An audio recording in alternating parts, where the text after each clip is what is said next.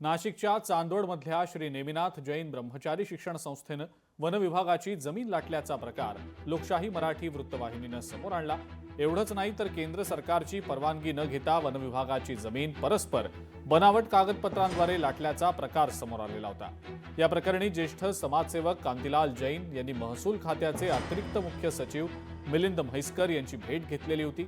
यानंतर या सगळ्या प्रकाराची चौकशी करण्यासाठी वन विभागाकडून समिती नेमण्यात आलेली आहे। वन विभागानं केंद्र सरकारची परवानगी न घेता ही जमीन शिक्षण संस्थेला कशी दिली हा खरा सवाल आहे। 310 एकरपैकी 10 एकर वन जमीन शिक्षण संस्थेला दिली असली तरी जमिनीला सीज टू रिझर्व्ह केलेला आहे का?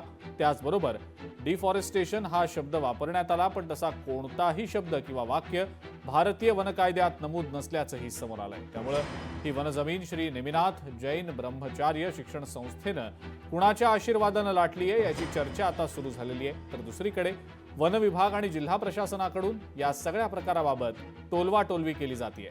या घोटाळ्याबाबत वन खातं टोलवाटोलवी करत असलं तरी या प्रकरणाचा सोक्षमोक्ष लागेपर्यंत लोकशाही मराठी मागे हटणार नाही।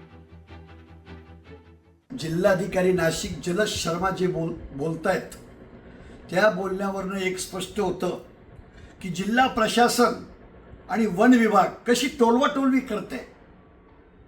एकदम टाळमटाळी आपलं अंग कसं झटकायचं हे याचं जिवंत उदाहरण नाशिकचे सन्माननीय कलेक्टर जे बोलतायत हे त्याच्यामध्ये आपल्याला स्पष्ट दिसेल। आता आम्ही राष्ट्रपतीकडे तक्रार केलेली आहे, भारताचे गृहमंत्री अमित भाई शहाकडे तक्रार केलेली आहे। आता बेमुदत नाही आमरण उपोषणला बसण्याची तयारी आहे। याचा छडा पूर्ण लागला पाहिजे। जेव्हा आम्ही चेक केला तर ह्याच्या पूर्वी पण 2 किंवा 3 वेळी ह्याच्यावर चौकशी झालेली आहे आणि जे त्याचे अहवाल आहे ते शासनाला दिलेला आहे। ते अहवालची कॉपी आम्ही पुरवतो आणि त्याच्यासोबतच जर आता आम्हाला परत नव्याने आले ह्यामध्ये तर अशा प्रकारचे केसेसमध्ये आम्ही वन विभागाला विचारतो की त्यांचे काय मत आहे ह्या विषयामध्ये की ह्यामध्ये काही अशा प्रकारचं झालं आहे की नाही। कारण की वन विभागाकडे सर्व नोंदी असतात, त्यांच्याकडे जे जमिनी आहे त्या विषयाबद्दल नोंदी असतात। तर परत आम्ही एकदा खात्री करण्यासाठी त्यांना विचारू की ह्यामध्ये त्यांचे काय मत आहे वन विभागाचे। हे संबंधितांचं म्हणणं वस्तुस्थितीवर आधारित नाही, कारण संबंधित पूर्ण क्षेत्र जे होतं वनाचं त्यापैकी काही भाग महसूल विभागाला वर्ग केलेला आहे।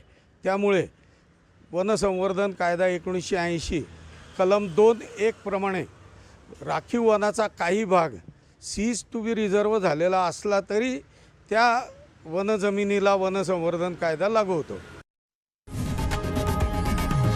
लोकशाही मराठी ऐका, पहा, जागरूक रहा।